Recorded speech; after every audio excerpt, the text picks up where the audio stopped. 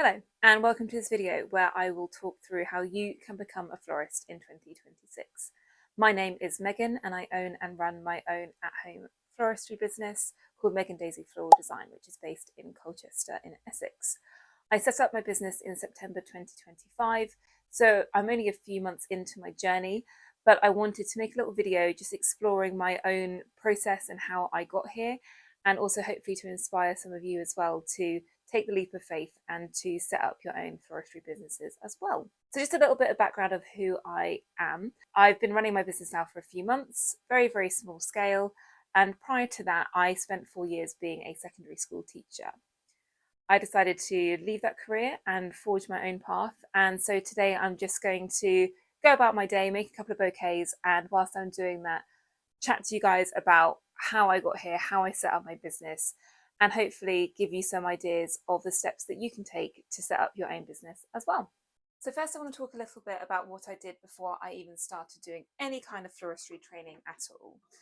So I'm not one of these people that, had this burning desire to be a florist all my life. It's just something that I thought sounded fun. I've always enjoyed nature and flowers and gardening.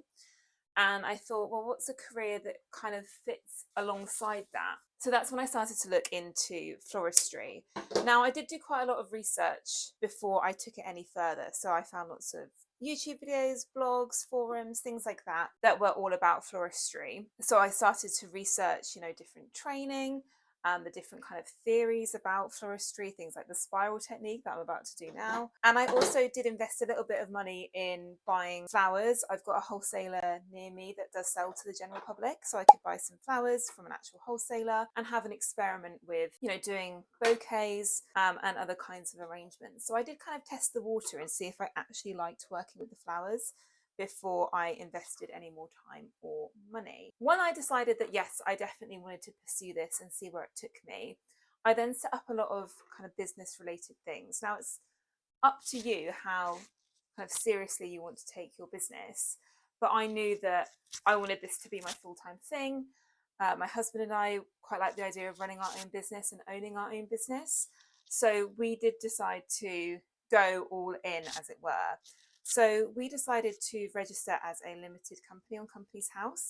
Now, if talking about Companies House and things like that makes you kind of put off or nervous, not wanting to do the wrong thing, disclaimer, I am not a tax professional or a income professional, but my understanding is that in the UK currently you can earn and make a revenue on a side hustle, a hobby of £1,000 and not have to be a company of any description. So we decided to register as a limited company, as I said, but you don't have to do that, certainly not straight away. If this is something you want to dabble in on the side, sell to friends and family, then you can go down other paths first. I also began to set up social media pages, so Facebook, Instagram, TikTok. We also set up a business bank account. So we did lots of that kind of admin stuff, getting things set up, getting things on the back burner, ticking over.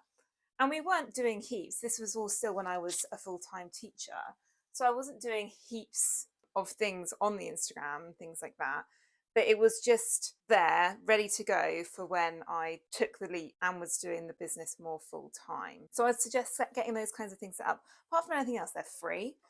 And the longer those kinds of pages are up and active, the more kind of credible they look to a customer.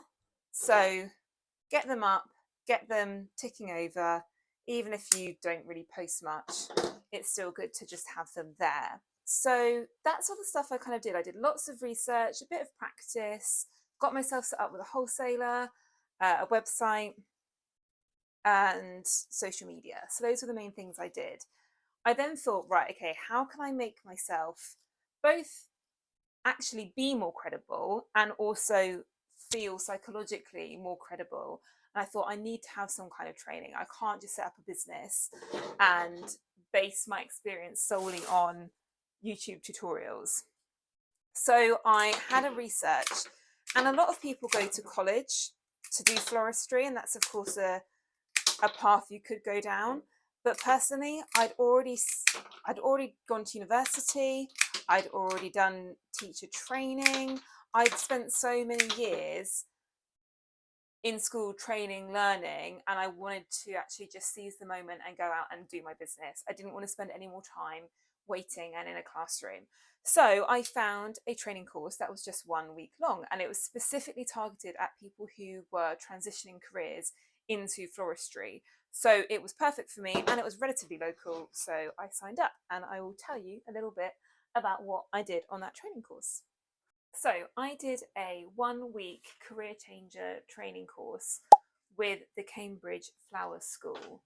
And it was specifically designed for, as it sounds, people who are coming to floristry maybe a bit later in life, maybe have had other careers that they're changing away from. And so it was really nice that it was kind of back to basics in the floristry sense, because they didn't expect you to have any prior floristry knowledge, but it wasn't kind of aimed at people who are straight out of school, if that makes sense. It was aimed towards, adults that have other career experiences. And it was a 1 week intense course, and it covered lots of different elements of floristry. And I really liked how they structured it, because they did a day for each key elements. They were kind of themed days.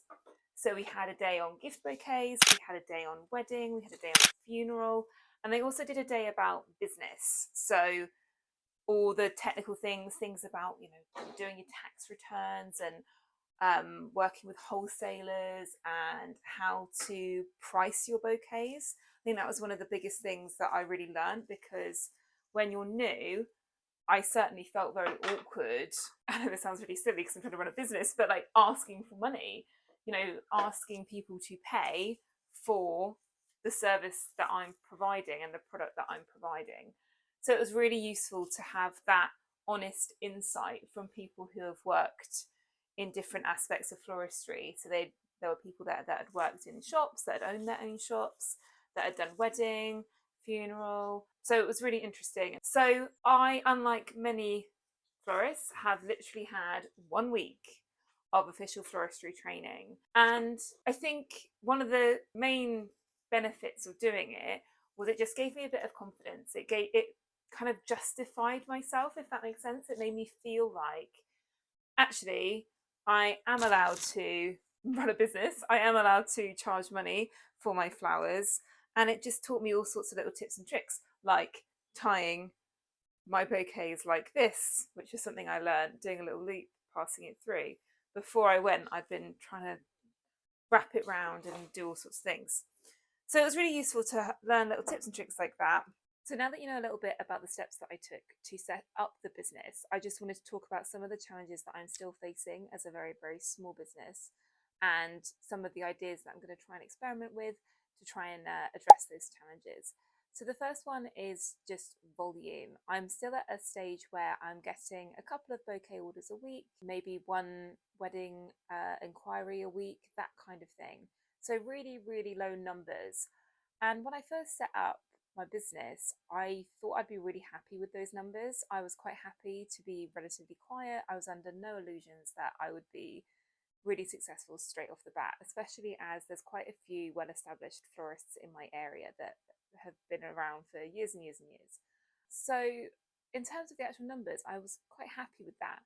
But the problem is the logistics. So something I came to realize was that wholesalers have minimum order volumes.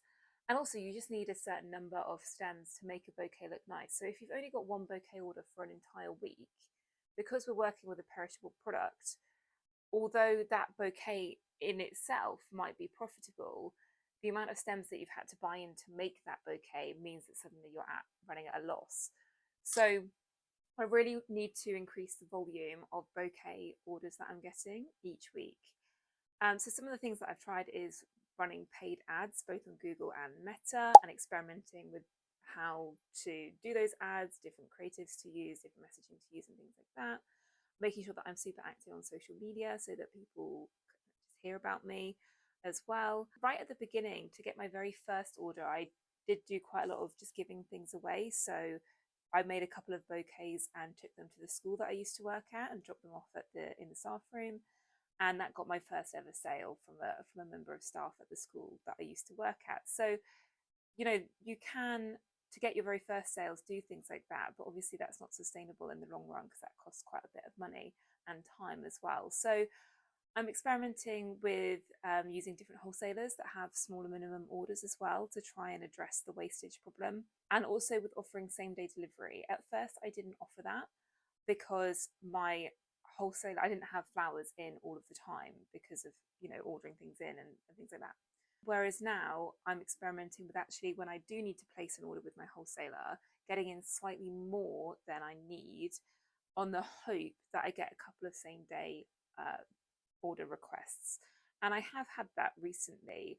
So I'm hoping that the more I can offer same day delivery, the more that will become established as part of my business and the more people will ask for it. So there's a couple of different routes that I'm exploring with reducing wastage and increasing volume of orders. Another issue that I've faced is, specifically in the wedding side of the business, is ghosting. So I hadn't originally thought that I would be pursuing weddings this early on into the business, but it kind of organically happened. People did reach out to me about weddings on Instagram and things like that. People that were looking for a bargain or were just looking for one bouquet.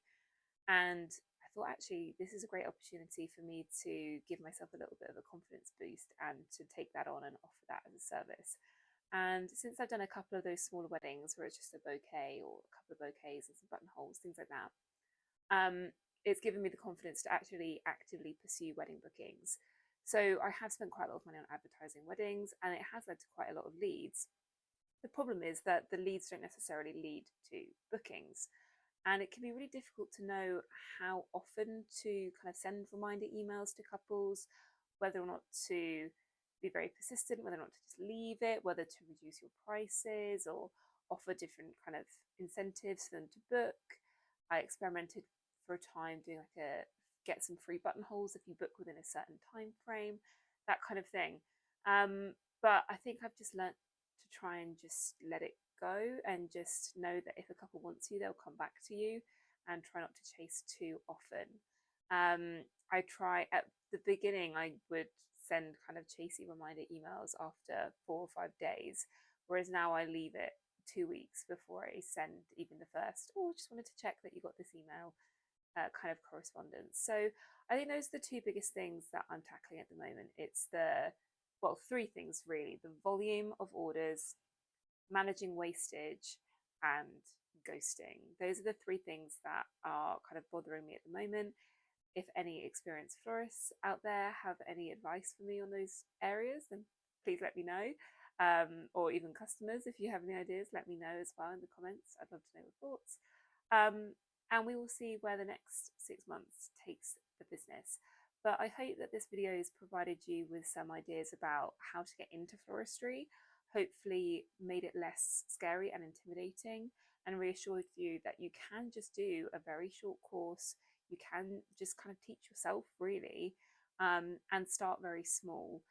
Remember that if you're in the UK and you're wanting to do it as like a side hustle and just start really, really small scale, I believe, not a financial advisor, but I believe that you can make up to £1,000 without even being a business and setting it up, and doing all that paperwork and things. Having said that, the paperwork really is not that much, so don't be scared to do it either. So I would really encourage people to maybe pick a particular time of year, maybe Valentine's Day, Mother's Day, Christmas, to pick something maybe seasonal to be your springboard to have a go at floristry as a little side hustle. Set yourself up some social media pages and give it a go. If you like to follow along for my journey, then please do subscribe. And of course, I'd love to know your thoughts or questions in the comments. And if there's anything that I've mentioned in this video that you'd like me to go into some more detail about, please do let me know and I'll be happy to make a full video. Right, thank you very much. I hope you found it useful. See you next time.